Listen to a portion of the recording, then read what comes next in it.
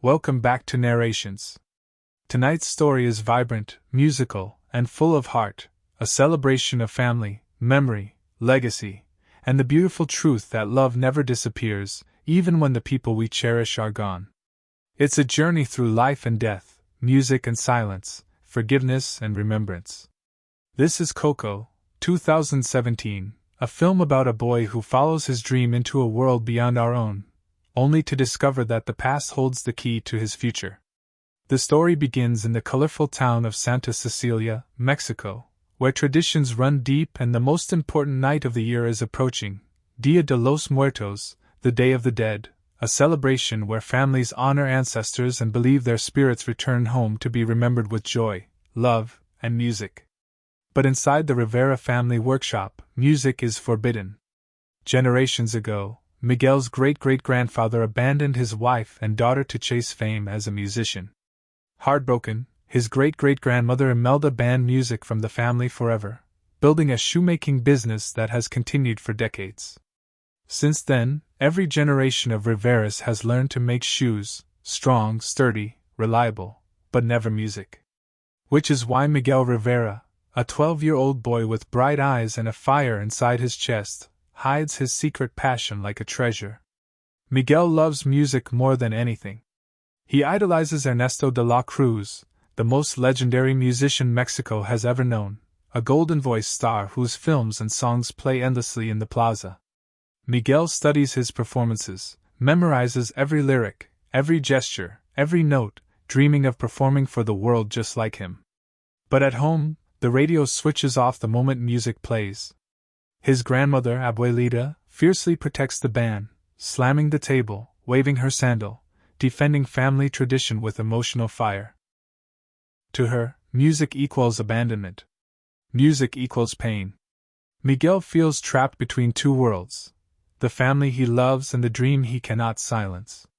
In secret, he builds a small shrine to Ernesto de la Cruz, candles flickering around newspaper clippings, records, and a handmade guitar he treasures like a heartbeat.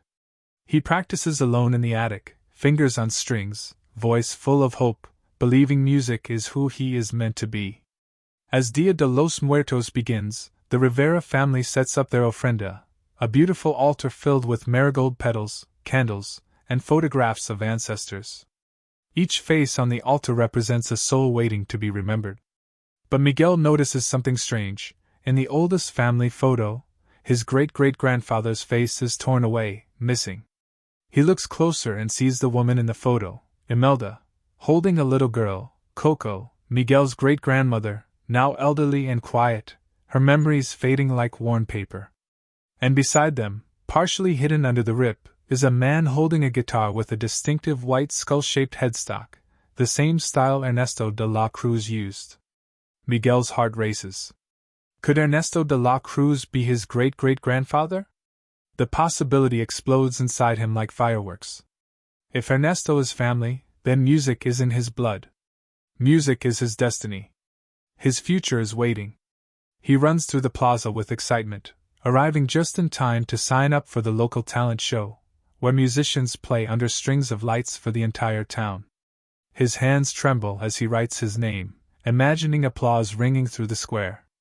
But everything falls apart when Abuelita discovers his secret guitar. Anger erupts. Fear floods the room. She destroys the guitar, smashing wood and strings in a single heartbreaking moment. Miguel watches his dream splinter on the floor, his chest collapsing with grief. Overwhelmed, he runs away from home, tears blurring the marigold petals beneath his feet, his heart pounding like broken rhythm. He refuses to give up. If his family won't support him, he'll play anyway. He'll honor Ernesto de la Cruz himself. Miguel sneaks into Ernesto's lavish mausoleum, lined with candles and white stone, where a guitar belonging to the legendary musician hangs like a crown. He hesitates only a moment, then lifts the guitar from its display, whispering, "I'm sorry, but I need this." He strums one bright chord. The sound echoes through the chamber, and suddenly the world shifts. Marigold petals swirl upward in a glowing storm. The night air thickens with magic. Miguel stumbles back, dizzy, breathless, watching light dissolve around him. When he steps outside the cemetery, everything looks the same, yet nothing does. The world glows with a warm, otherworldly shimmer, and strange shapes move through the streets. He calls out to people, but no one hears him. Then he sees them, spirits glowing like candlelight, dressed in clothes from centuries past, walking joyfully across a bridge made of marigold petals that stretches into a radiant otherworld. And among them, appearing beside him with a gentle smile and eyes shining like fireflies, are his ancestors.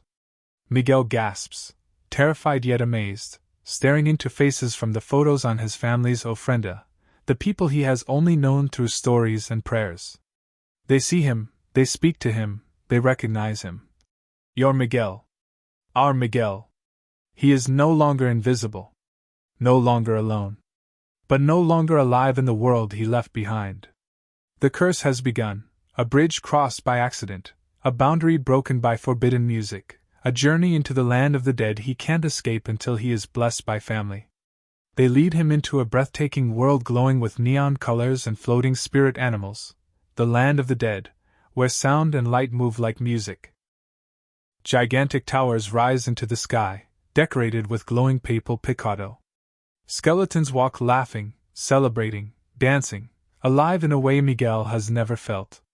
His great-great-grandmother Imelda appears, fierce and powerful, dressed in embroidered clothing with bright wings made of petals, ruling the family with the same fiery strength that built their legacy. She tells Miguel he must return to the living, but only if he promises to give up music forever. Miguel's heart sinks. He wants to go home, but he cannot kill his dream. He refuses the blessing, running instead into the dazzling city, determined to find Ernesto de la Cruz, the man he believes is the key to both his past and his future. He follows the music. He follows the hope. He follows destiny. Because somewhere in this world of glowing bones and eternal night, Miguel believes his great-great-grandfather is waiting, and with him, the answers that will change everything. Miguel races through the glowing streets of the land of the dead, surrounded by music echoing from balconies and plazas, trying desperately to find someone who knows how to reach Ernesto de la Cruz. He stumbles into a performance square where skeleton musicians play fast, joyful rhythms, and for a moment he forgets his fear, drawn forward by the sound that has always felt like home. He learns that Ernesto is hosting a massive celebration that night, the most famous gathering in the land of the dead, and the winner of the music competition there will earn a chance to meet him. It's the perfect opportunity, but Miguel needs a guitar. His eyes dart around, searching, and that's when he meets Hector. Hector is tall, scrappy, charming in a worn-out kind of way, dressed in patched clothes and carrying a hungry smile. He sees Miguel struggling and offers help, but only if Miguel agrees to put Hector's picture on an ofrenda back in the living world. If he is forgotten completely, Hector will fade forever. He calls this the final death, when no living soul remembers your name, and your spirit disappears like dust. Miguel promises, moved by the loneliness in Hector's voice, and the two form a partnership built on desperation and hope. They sneak through alleys, dodge security, borrow costumes, and enter the music competition together.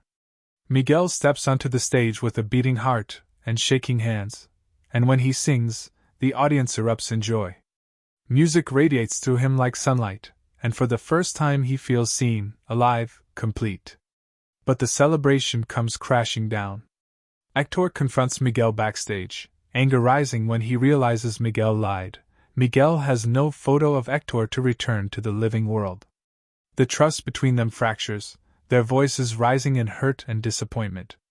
Before they can repair anything, security guards swarm and capture Miguel, taking him directly to Ernesto de la Cruz himself. Miguel stands frozen in awe as the lights illuminate the legendary musician, tall, elegant, smiling with charm that has captivated generations. Miguel explains everything: the missing face in the family photo, the broken lineage, his dream to play music freely. Ernesto embraces him warmly, calling him family, promising to help him return home with a blessing that allows music to remain part of his life. Miguel beams with relief, believing destiny has finally arrived. But everything shatters when Hector bursts into the room to stop them. He looks at Ernesto with pain, shock, betrayal, because years ago, they were partners. Hector wrote the songs that made Ernesto famous.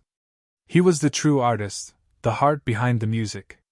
He wanted to go home to his daughter, so Ernesto poisoned him, stole his songs, took the credit, and left Hector to die forgotten. Miguel watches the truth unfold, the truth written in the lyrics sung by Hector's voice, now stolen by the man Miguel idolized. Ernesto's smile turns cruel, darkness replacing charm. He refuses to let the truth be revealed. Guard sees Miguel and Hector, dragging them away. Miguel screams, fighting to hold on to the dream that now feels sharp and broken. They are thrown into a dark pit at the bottom of the city. Hector coughs, his bones flickering faintly, signs that he is already fading. Miguel begs him to hold on. Slowly, painfully, Hector opens up, voice fragile, telling Miguel the story of his daughter, the little girl he wrote songs for, the one he left behind to pursue a dream he thought would lift their lives. The last song he wrote for her begins as a whisper. Remember me. Miguel freezes, he knows that song. He has heard it his whole life. It wasn't Ernesto's. It was a father singing to his daughter so she wouldn't forget him.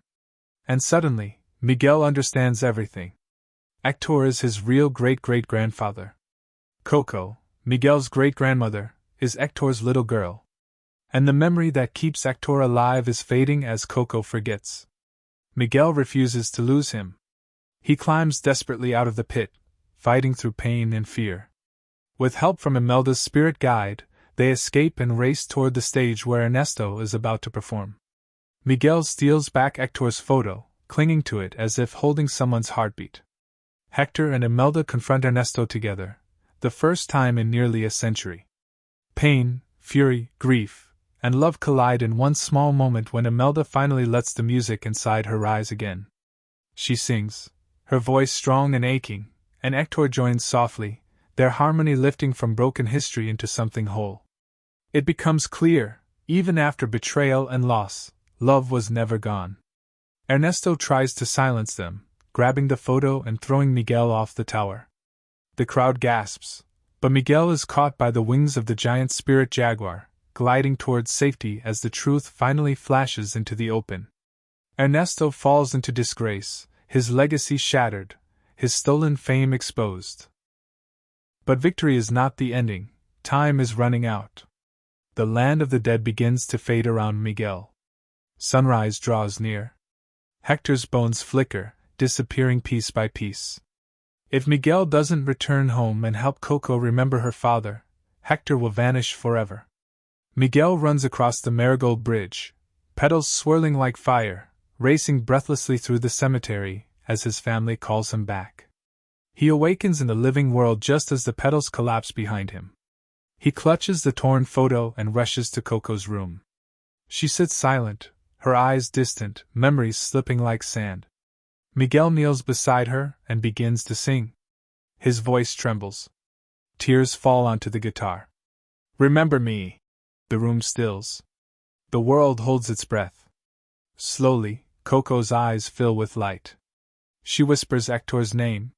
She remembers the song, the voice, the love of the father she never stopped waiting for. Her memories burst open, flooding the room with warmth and tears and laughter. She asks Miguel to bring her the notebook filled with old letters and drawings, all the proof the family needed. Hector's story lives again. His picture returns to the ofrenda. His name is spoken. His memory is restored. And somewhere in the land of the dead, Hector glows brightly, no longer fading. Imelda stands beside him. Their family is whole. Their love is alive. 1 year later, Coco passes peacefully, leaving behind everything she saved, and now she joins the family on the ofrenda, her spirit standing next to her father, smiling, finally home. Miguel plays music freely now, surrounded by the family who once silenced him, but now sings with him. The Rivera workshop fills with guitars, dancing, love, and stories that will never be lost again. Because Coco is a story about remembering. About holding on to those we love. About singing the truth so no life ever disappears in silence. Family is forever. Love is forever. And those we remember never leave us. If you enjoyed this narration, don't forget to like, share, and subscribe to Narrations, where stories of love, family, and heart are told to be felt deeply.